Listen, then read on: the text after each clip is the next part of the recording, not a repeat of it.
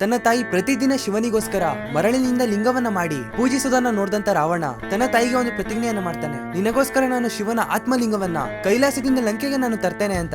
ಇದಕ್ಕಾಗಿ ರಾವಣ ಶಿವನ ಘೋರ ತಪಸ್ಸಿಗೆ ಕೂರ್ತಾನೆ. ಆದ್ರೆ ಈತನ ತಪಸ್ಸಿಗೆ ಶಿವ ಒಲಿದೇ ಇರೋ ಕಾರಣ ರಾವಣ ತನ್ನ 10 ತಲೆಗಳಲ್ಲಿ ಒಂದೊಂದನ್ನೇ ಕಡಿಯಲು ಶುರು ಮಾಡ್ತಾನಂತೆ. ಇದರಿಂದ ಶಿವ ರಾವಣನ ಮುಂದೆ ಪ್ರತ್ಯಕ್ಷನಾಗ್ತಾನೆ. ಆಗ ರಾವಣನು ಶಿವನ ಆತ್ಮಲಿಂಗವನ್ನ ಕೇಳಿದಾಗ ಶಿವನು ಒಂದು ಷರತ್ತಿನ ಮೇಲೆ ಆ ಆತ್ಮಲಿಂಗವನ್ನ ಕೊಡ್ತಾನೆ. ಅದೇನಂದ್ರೆ ಈ ಆತ್ಮಲಿಂಗವನ್ನ ತಗೊಂಡು ಹೋಗುವಾಗ ಎಲ್ಲಾದ್ರೂ ನೀನು ನೆಲದ ಮೇಲೆ ಇಟ್ರೆ ಆ ಲಿಂಗ ಅಲ್ಲೇ ಉಳಿಯುತ್ತೆ, ಹಾಗೆ ಅಲ್ಲೇ ಪ್ರತಿಷ್ಠಾಪನೆಗೊಳ್ಳುತ್ತೆ. ನೀನ್ ಏನೇ ಮಾಡಿದ್ರು ಆ ಲಿಂಗವನ್ನ ಪುನಃ ತಗೊಳಕ್ಕಾಗಲ್ಲ. ಈಗ ಹೇಳ್ದಂತ ಶಿವನ ಷರತ್ತನ್ನು ಒಪ್ಕೊಂಡಂತ ರಾವಣ ಲಂಕೆಯ ದಾರಿಯನ್ನ ಹಿಡಿತಾನೆ. ಆದ್ರೆ ಶಿವನ ಆತ್ಮಲಿಂಗ ಏನಾದ್ರೂ ರಾವಣನ ಪಾಲಾದ್ರೆ ರಾವಣ ಅತ್ಯಂತ ಶಕ್ತಿಶಾಲಿ ಆಗ್ತಾನೆ ಅಂತ ದೇವತೆಗಳು ಗಣೇಶನ ಮೊರೆ ಹೋದಾಗ ಗಣೇಶ ಒಬ್ಬ ಚಿಕ್ಕ ಬ್ರಾಹ್ಮಣನಾಗಿ ರಾವಣನ ಮುಂದೆ ಹೋಗ್ತಾನೆ. ಆಗ ಸಂಧ್ಯಾ ವಂದನೆಯ ಸಮಯವಾದ್ದರಿಂದ ರಾವಣ ಆ ಬ್ರಾಹ್ಮಣನ ಮೇಲೆ ನಂಬಿಕೆ ಇಟ್ಟು ಆ ಆತ್ಮಲಿಂಗವನ್ನ ಬ್ರಾಹ್ಮಣನಿಗೆ ಕೊಡ್ತಾನೆ. ಈಗ ನಾನು ಬರುವವರೆಗೂ ಯಾವುದೇ ಕಾರಣಕ್ಕೂ ಇದನ್ನ ನೆಲದ ಮೇಲೆ ಇಡಬೇಡ ಅಂತ ಹೇಳಿ ಹೋಗಿದ್ರು ಕೂಡ ಆ ಬ್ರಾಹ್ಮಣ ಅಂದ್ರೆ ಗಣೇಶ ಆ ಆತ್ಮಲಿಂಗವನ್ನ ಅಲ್ಲೇ ಪ್ರತಿಷ್ಠಾಪನೆ ಮಾಡ್ತಾನೆ. ಮುಂದೆ ಕೋಪಗೊಂಡು ಬಂದಂತ ರಾವಣ ಆ ಆತ್ಮಲಿಂಗವನ್ನ ಎತ್ತೋದಿಕ್ಕೆ ಹೋಗ್ತಾನೆ. ಆದ್ರೆ ಅದಾಗದೆ ಬದಲಾಗಿ ಕೆಲವು ಚೂರುಗಳಾಗಿ ಬಿಡುತ್ತವೆ. ಹೀಗೆ ಆತ್ಮಲಿಂಗದ ಕೆಲವು ಭಾಗಗಳು ಬಿದ್ದಂತ ಸ್ಥಳಗಳಲ್ಲಿ ಒಂದು ಈ ಮುರುಡೇಶ್ವರ.